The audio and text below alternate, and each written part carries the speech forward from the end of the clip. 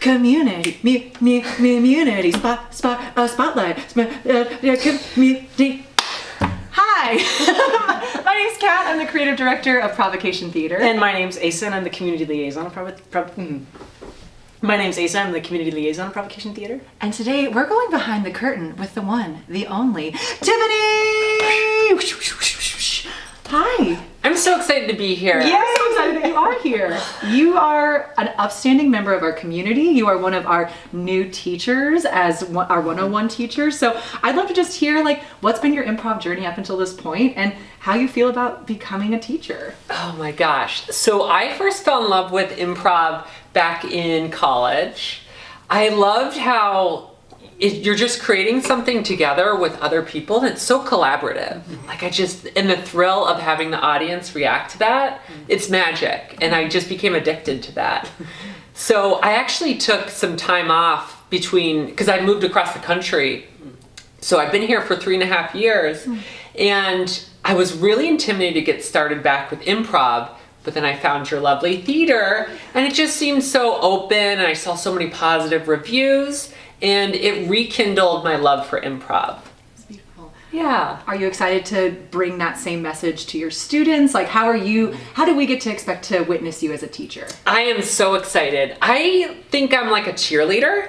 Yeah. I think that's kind of my style. Yeah. I have this love for this art form and I want to share that with others. Love that. Beautiful. How did improv help you create a soft landing for yourself in the Bay Area?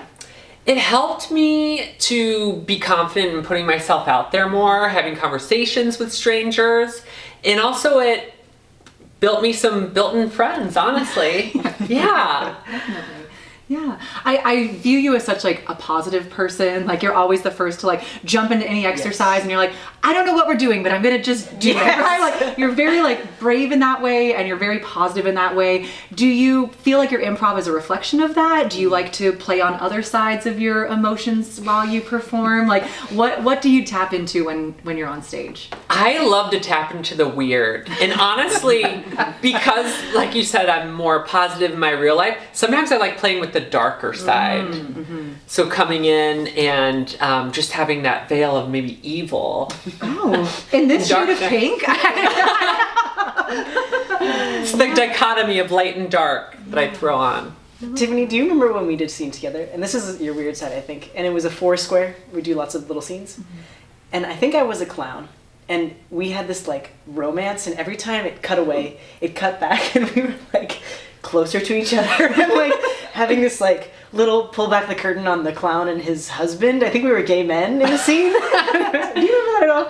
That was probably my favorite scene that I've ever done with you on stage. Aww. Well, hopefully we can do a lot more. Yes. Maybe we can explore that more. Yes. You can tell she's had hours of improv experience where she's like, yes, of course that scene, right? Yeah. You're like, next. I think of that scene every night before I go to bed. Yeah, there you go.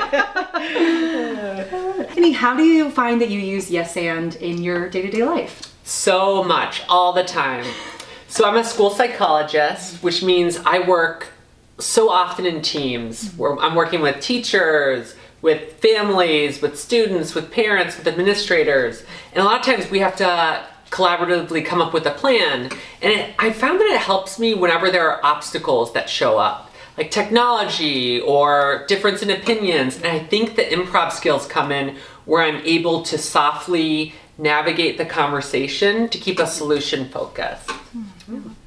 As such a professional person, do you feel like there's another rule of improv or something that you've gained from your experience that is your takeaway or the number one thing that you apply outside of the improv stage? Ooh, I would say being open to possibilities. Mm-hmm. Something I love about improv is that whereas theater, you might get cast in a smaller role. For improv, no holds barred. You could be the main character. You could be one of the main characters. And I think I take that into my life of having a high internal locus of control and being really the shepherd of my own story. I love that. I heard a wise woman once say, instead of being in the sandbox, you can be the sandbox. I'm a big fan of that wise woman. Yeah, I am too. Asa, do you have some fun improv roulette questions that we can... Okay, let's see. Let's see what the improv roulette has to say today. Mm-hmm. Do you have any pre-show rituals or traditions? The weirder, the better. Ooh. I would say Oh God. when I'm driving to an improv show, I will put on the biggest pump up song, like my fight song or something like that, and I will just jam out as I drive. And then when I get to the theater, I'll usually take some time. Maybe it's around other people or maybe it's in the bathroom. I'll do some deep breathing. Oh, I love that. Do you have like, what is the fight song? What is the pump-up song? Yeah. Is it a fight song or do you mean the song, This Is Yes, that song, yes. All right, I love Songs that. like that, yeah. Can we use a royalty free version right here underneath the Nokia? Yeah, exactly. Yeah. What else next does the roulette question? improv roulette want to know? Yeah. Let's see. This one says, "Can I get a suggestion for a question?" Ooh. I would say, what is a unique skill that you feel like you have that no one else has?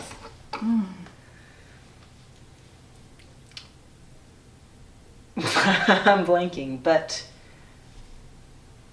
you know what? This is an improv skill. Not that nobody else has. Whenever I start laughing in an improv scene, I totally use it for my character, and it really surprises people. Like if like they get me to laugh and I'm breaking character, I turn into the character, and then the character often becomes this like kooky person that's just like suddenly laughing in a very tense or weird situation. Maybe that's something that makes me different. No, I like that. But the question back to you then. Okay. Right? Mine isn't as much deep or improv related. I can vibrate my eyes really quickly.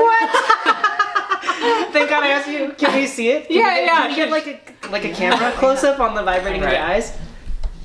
Let me know when I should go.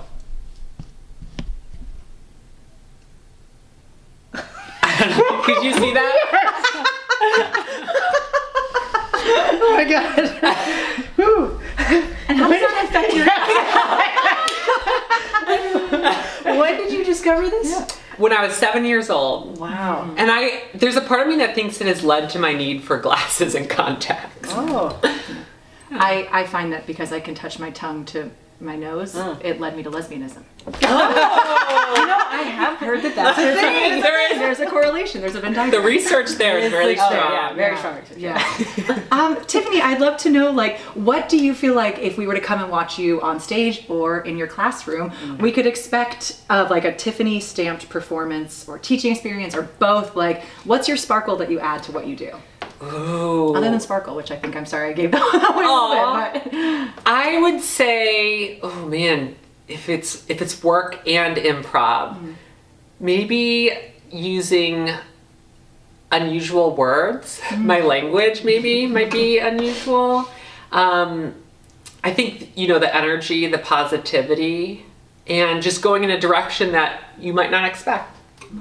And can you speak to a little bit about your community here at Provocation Theater? Like, what are you involved in, and how does that feel like a warm space for you to be in? Yes, absolutely. So I've been involved in taking the classes, I've participated in the jams, then I'm also part of the queer expansive team here at Provocation Theater, and it's just been incredible. I didn't ever think that the queer community and improv were two variables that would go together, but they really do. They really do. I feel like I've just found a home with this theater.